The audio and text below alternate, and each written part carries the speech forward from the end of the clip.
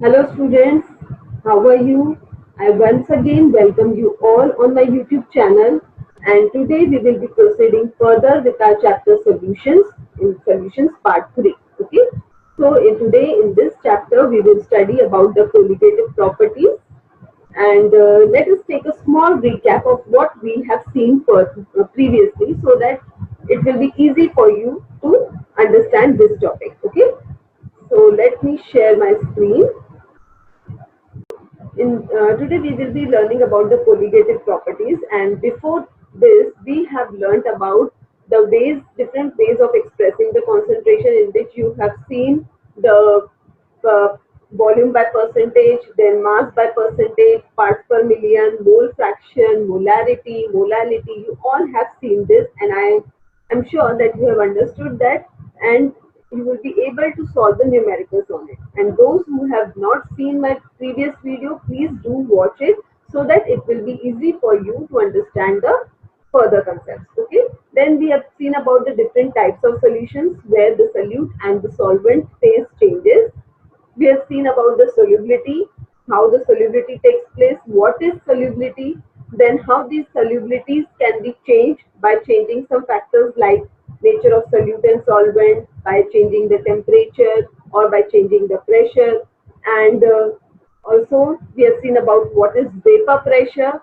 Then we have seen the vapor pressure in only one type of the liquid, that is liquid in liquid, in which both the components are volatile. Okay, that is the condition for the Raoult's law, that both the liquids which we are mixing together are volatile in nature. Then we have studied the vapor pressure for it, and we have seen about the two types of solutions, that is ideal and non-ideal solutions. The solutions which obey the Raoult's law are called as ideal solutions, and the one which do not obey the Raoult's law are non-ideal solutions. Okay, but do watch the previous videos so that it will be very easy for you to understand my today's topic. Okay, now before moving to the today's topic, I want you to apply all these studies, whatever we have done up till now. Let us apply all these studies and get the answers to the basic questions that we daily come in, we face daily. Okay. So my first question is, you must all have observed that whenever you bring a Coke bottle or a cold drink bottle and you open it, then you find some effervescence. You all know that they are the effervescence of carbon dioxide gas. But do you know why do they appear?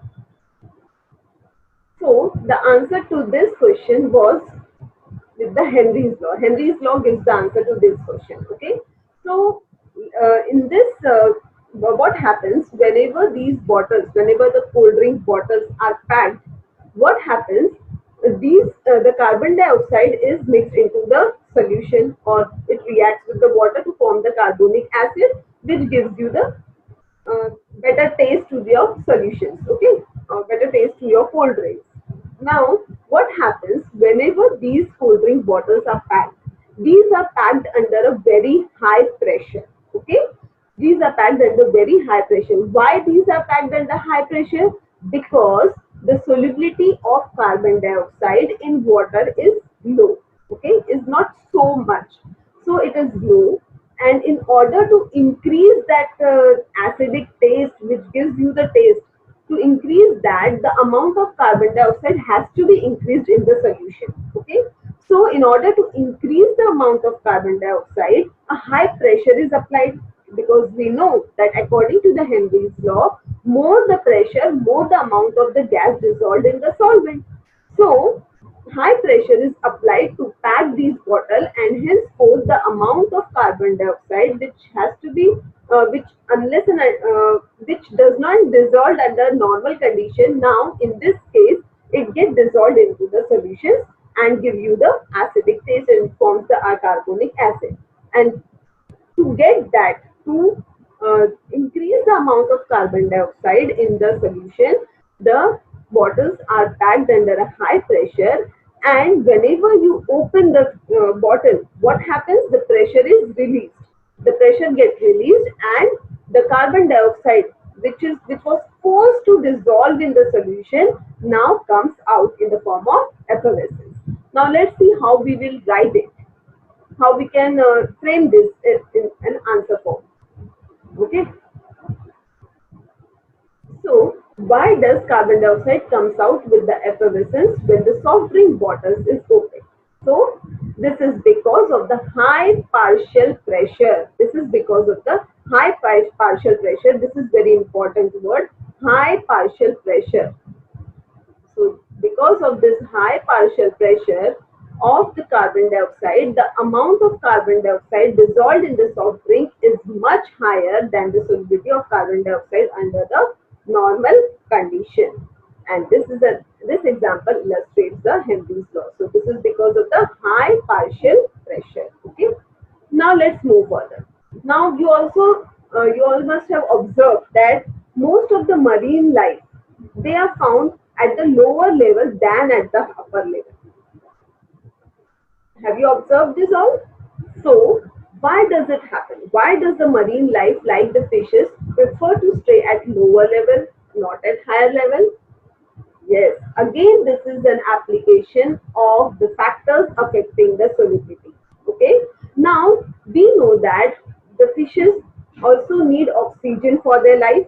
Okay, so these fishes, we all know that these fishes, they take the oxygen from the water, and the solubility of oxygen in water is too low.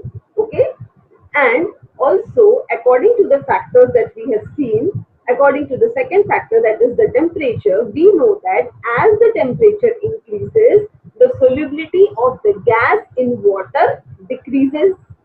So, since the temperature of the upper level of the water is higher than that of the lower level, hence the amount of carbon dioxide present in the upper level will be lower than that in the lower level, and therefore the fishes, in order to get a proper oxygen, they move in the lower level than at the upper level, and hence they prefer to live in the lower level.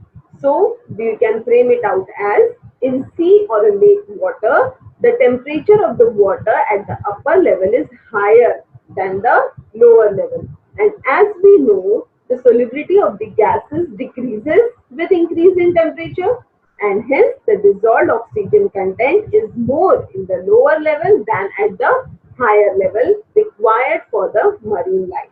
Yes, so you must have never combined this with the factors affecting solubility. Now you know that why we are studying these chapters and how this relates with our day-to-day life. Okay, now let us see one more example, one more application.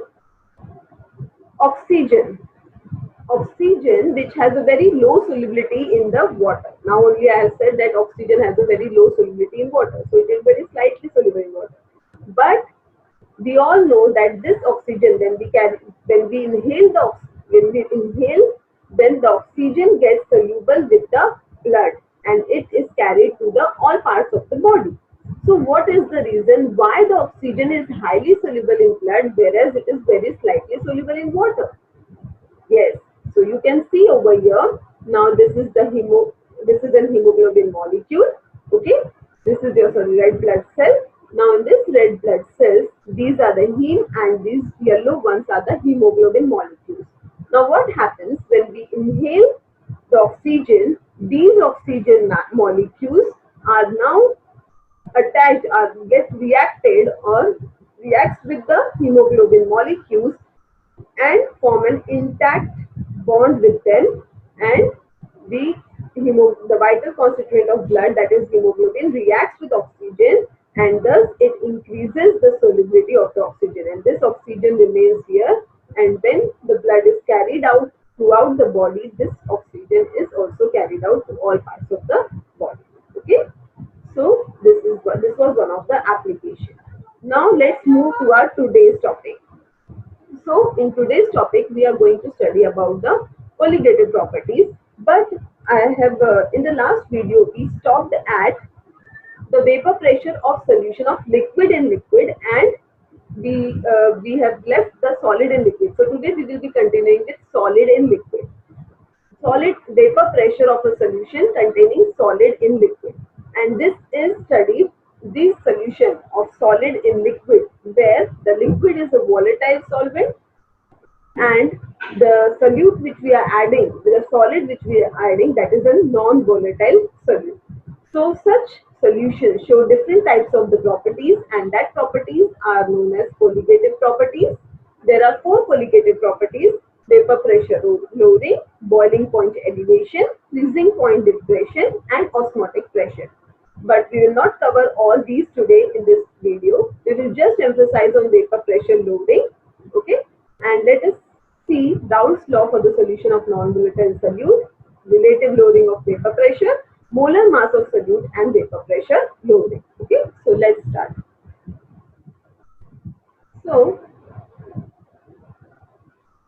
the vapor pressure of binary solutions, in which liquid in liquid we have covered in the last video, and in today's video we will cover solid in liquid. Now in this case, this solid is non-volatile and non-ionizable solute in liquid solvent. Now let us understand each one of this. Non-volatile means the one which is not volatile, and volatile is the one which gets converted into the gaseous phase at ordinary room temperature or a little bit higher temperature. So such solids or such liquids are said to be volatile. And now in this case, the solid which we are going to add to our solvent should be non-volatile. And second important condition is it should be non-ionizable. Non-ionizable means the one which doesn't get converted into the ions. So this is a non-electrolyte solution. Non-electrolytes are compounds that do not ionize at all in the solution.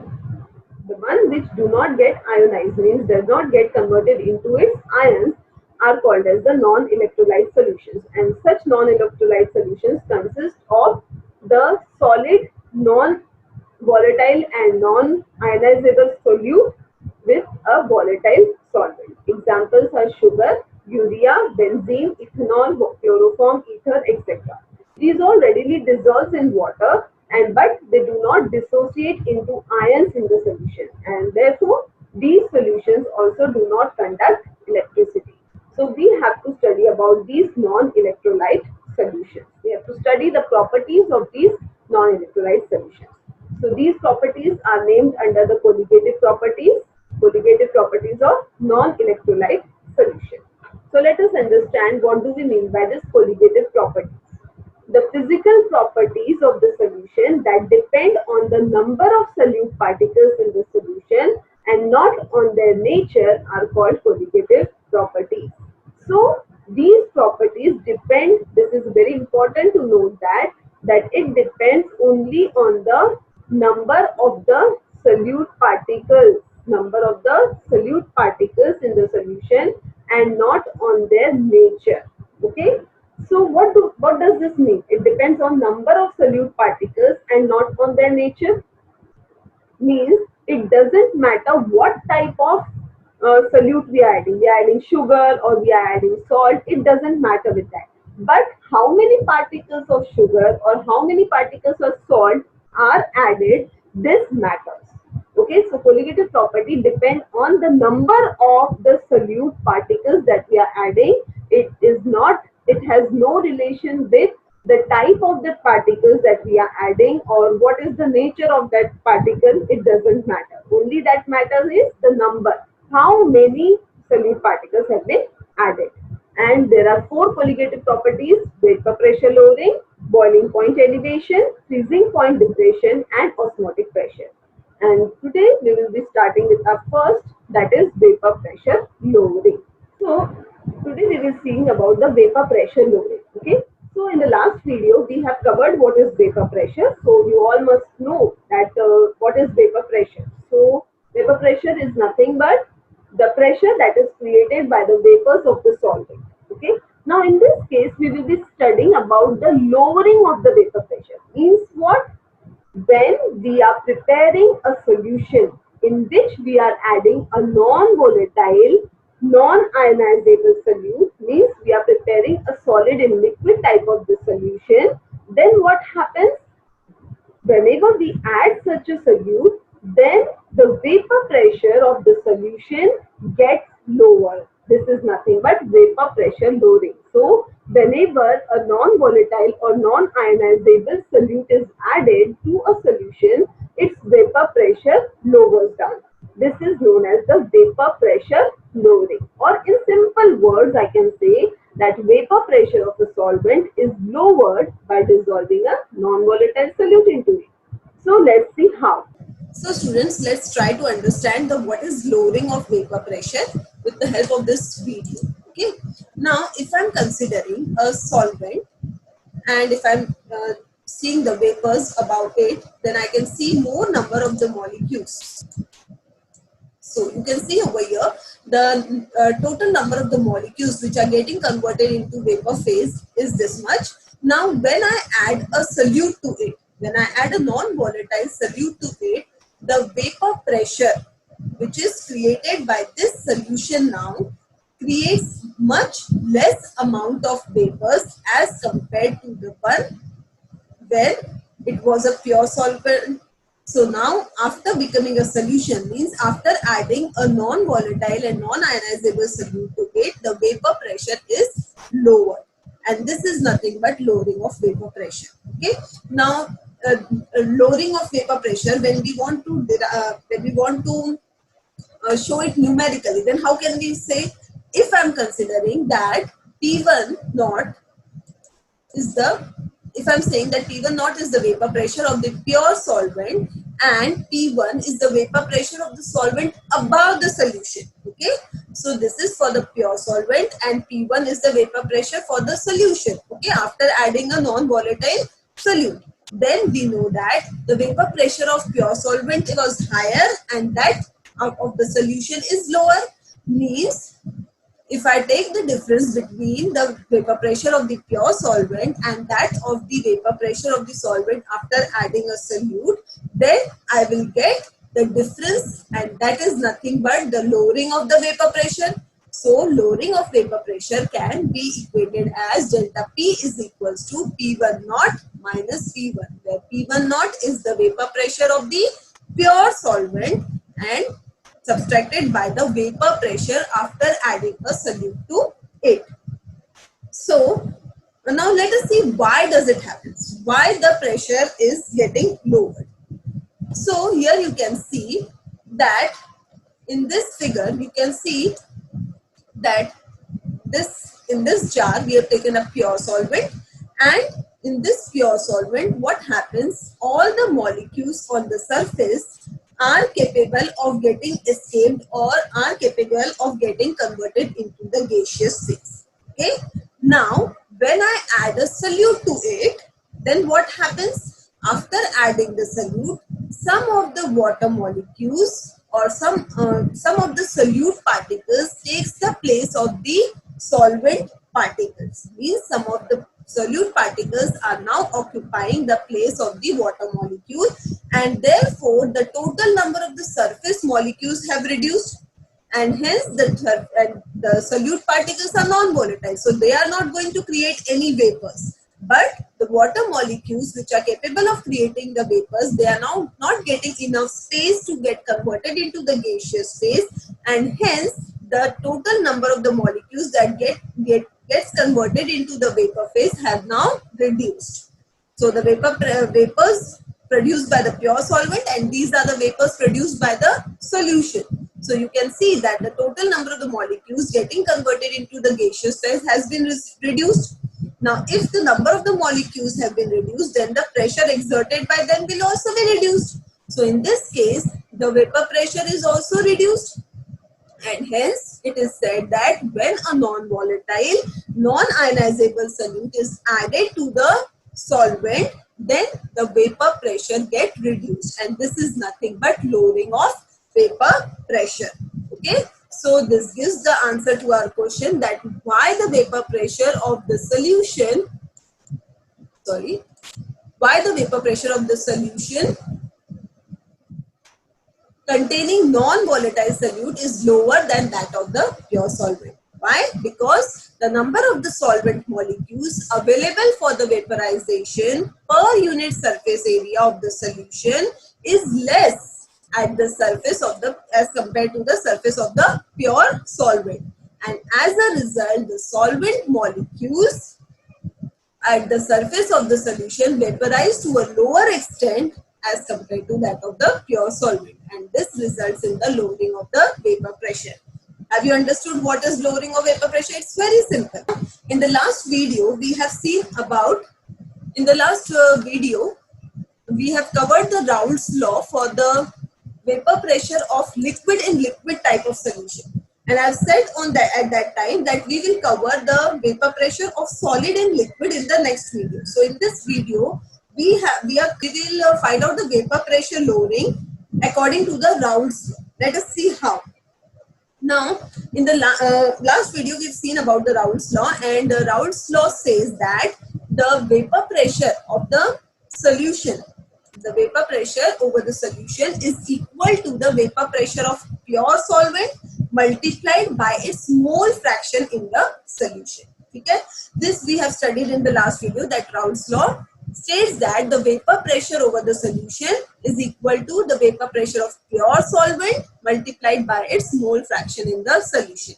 So suppose if P1 is the vapor pressure of the solution and P1 naught is the vapor pressure of pure solvent, then vapor pressure over the solution, that is P1, is equal to the vapor pressure of the pure solvent. Pure solvent, we have taken the vapor pressure for pure solvent as P1 naught. So P1 naught into X1. And also this solution is made up of two components, hence we can call it as a binary solution. And we know that for the binary solutions, the sum of the mole fraction of all the component is equal to 1. Means X1 plus X2 is equals to 1.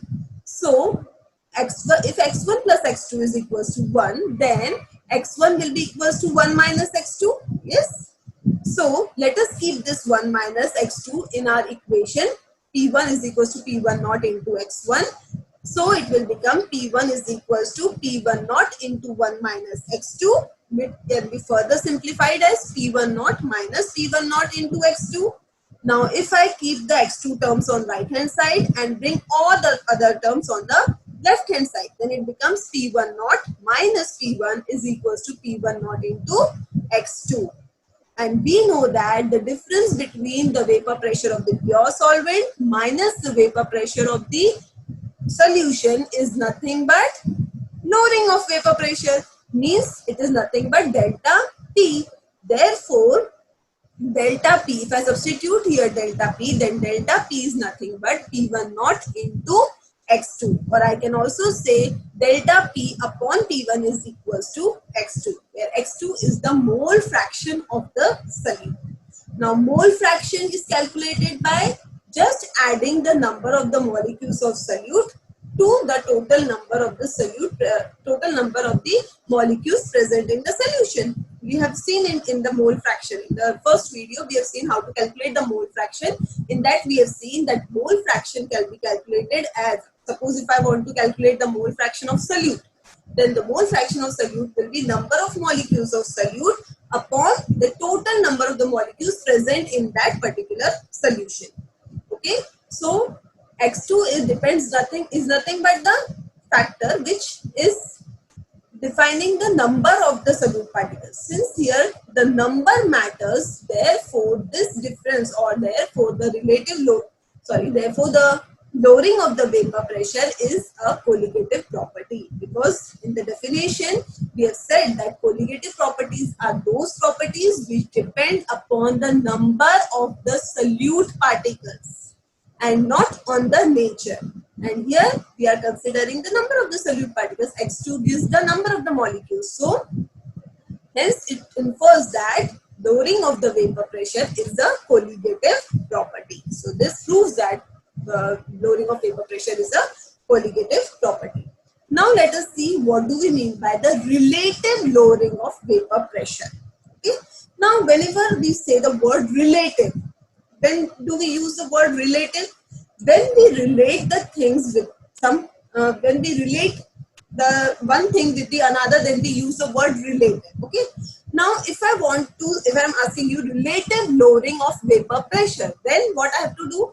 I have to relate the lowering of vapor pressure with some quantity. But with whom? So I am going to relate it with the vapor pressure of the pure component. Yes. Whenever I have to relate something, I will relate with the ideal one.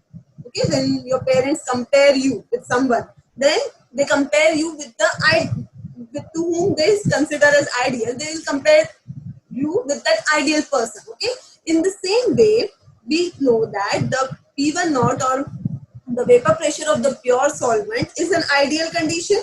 Okay.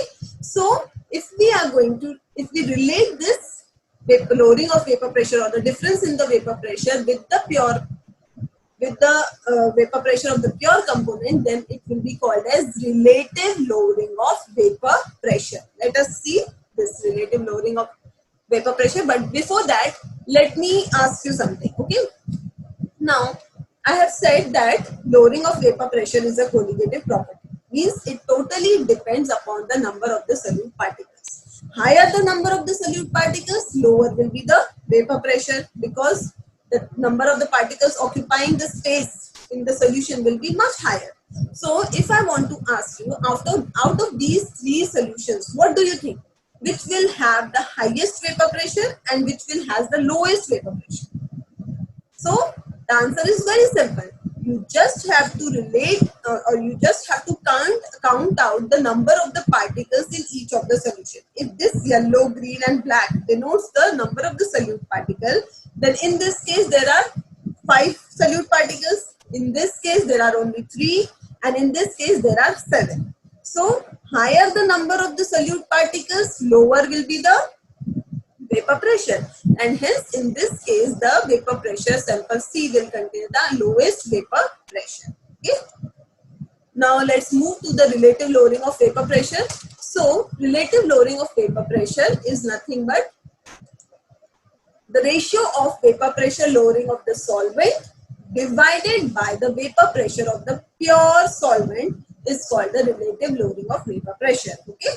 When we are relating the difference, or when we are relating the vapor pressure lowering with the vapor pressure of the pure solvent, then it becomes relative lowering of vapor pressure. Now let's understand it. So in this case, relative lowering of vapor pressure, we have calculated it out as P1 delta P upon P1 naught. We know that the relative lowering of vapor pressure is denoted by delta P. There's nothing but difference between the vapor pressure of the pure component minus the vapor pressure of the solution upon the vapor pressure of the pure solvent. So delta P upon P1 naught is nothing but the relative lowering of vapor pressure, and we know that from the previous derivation that this is nothing but X2, that is the mole fraction of the solute particles. So delta P upon P1 naught is equals to X2, or we can say that P1 naught minus P1 upon P1 naught is equals to X2. This is nothing but relative lowering of vapor pressure. And again, the relative lowering of vapor pressure is also equal to the mole fraction. So again, it depends upon the number of the solute particles, and hence this is also a colligative property. Relative lowering of vapor pressure is also a colligative property. So now let us find out the molar mass from this vapor pressure. Molar mass of solute from vapor pressure lowering. Okay. So we have derived just now that delta P upon P1 naught is nothing but the mole fraction of the solute. X2 is the mole fraction of the solute, and we know that we calculate the mole fraction by, how are we going to calculate the mole fraction? We calculate the mole fraction by adding the number of the solute particles, or by taking the ratio of number of the solute particles to the total number of the particles present in the solution.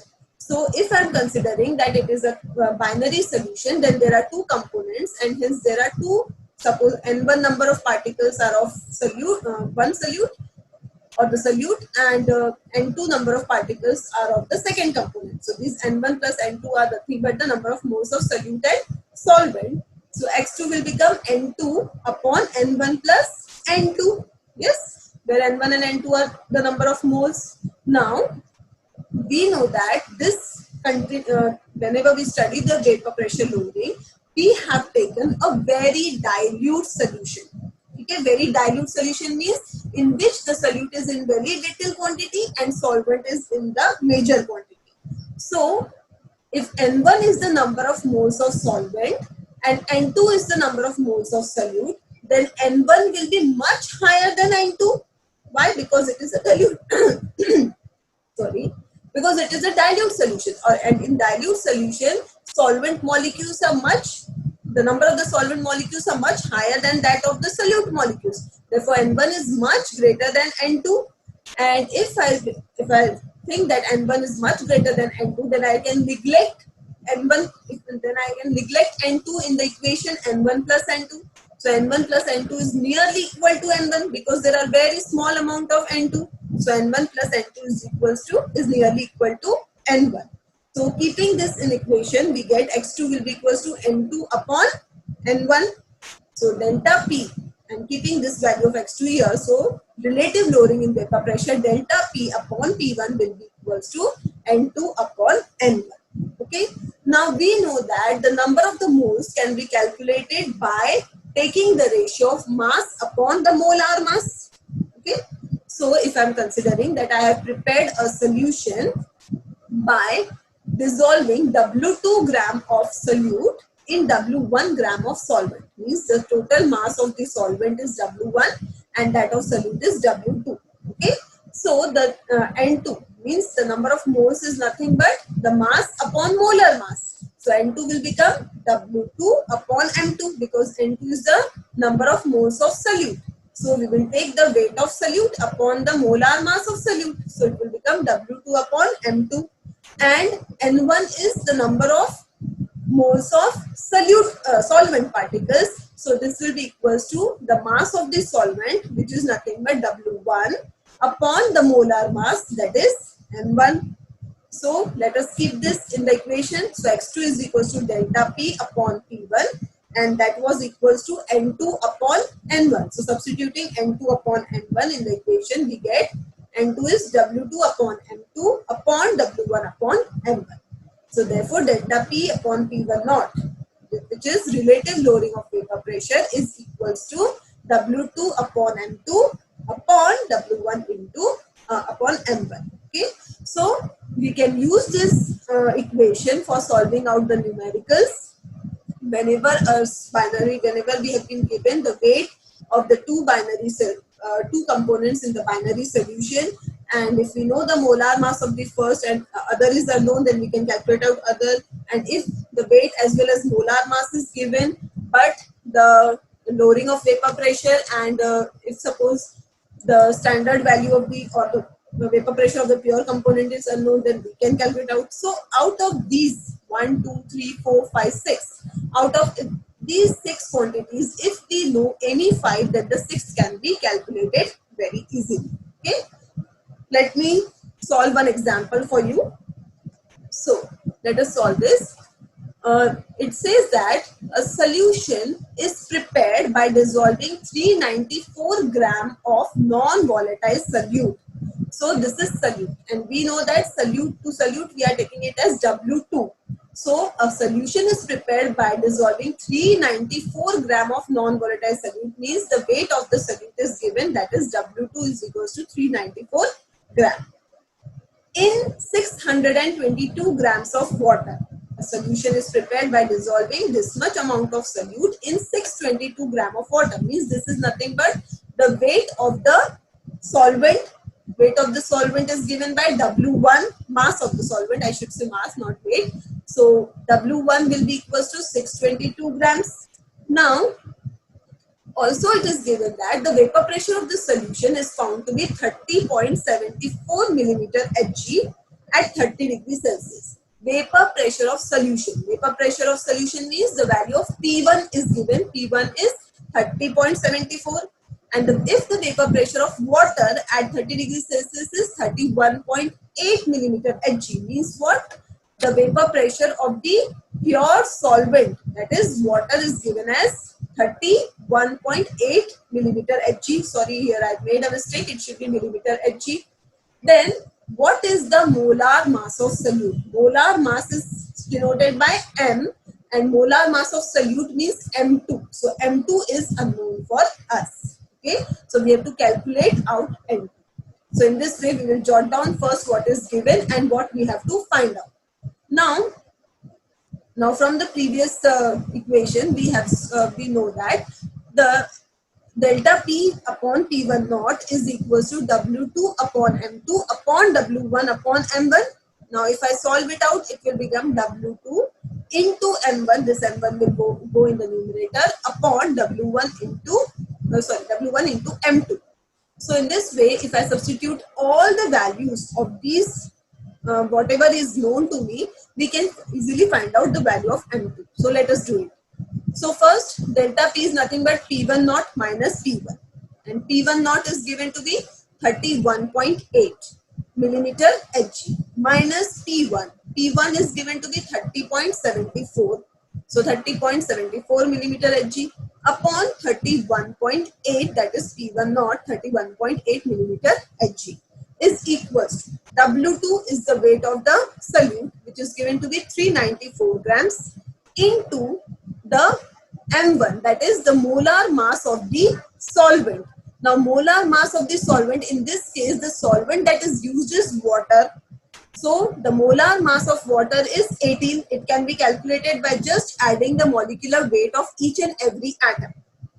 Water means H2O, 2 molecules of hydrogen and 1 molecule of oxygen. Hydrogen has the atomic weight 1 and oxygen has atomic weight 16. So 1 plus 1 plus 16, that becomes 18. So 18 gram per mole, this becomes the molar mass of the solvent upon the molar mass of solute, which is unknown for us. So let us keep it as M2 only, into the mass of the solute. Mass of solute is given to be, mass of solvent, which is given to be 622 grams. So let us substitute it and find out the value. Now when we subtract 31.8 minus 30.74 and divide it by 31.8, I get the answer 0.0333. Okay, that is equals to, and if I multiply this by 18 and divide it by 622, I will get 11.4 gram per mole upon M2. Now let us bring the unknown quantity on the left hand side and the known quantities on the right hand side.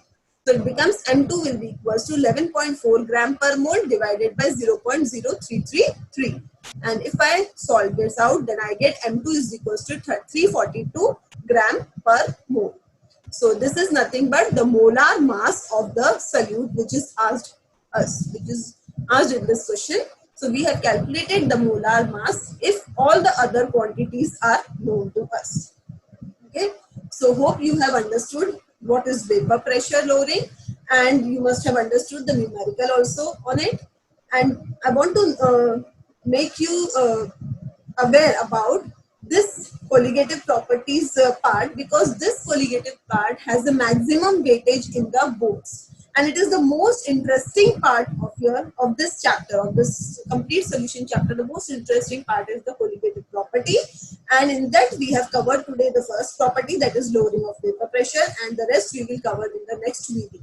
Okay, so hope you have all understood what is the lowering of vapor pressure, and maximum time the numericals on the colligative properties are asked in the boards. So you have to prepare all the numericals thoroughly on this chapter. Okay, and if you want that, if you are facing any difficulty in solving out the numericals, or if you need the practice for more numerical, or if you want that I should explain you in both I should explain you how to substitute values, how to know which type of question is asked, and what you have to find out, which formula you have to substitute.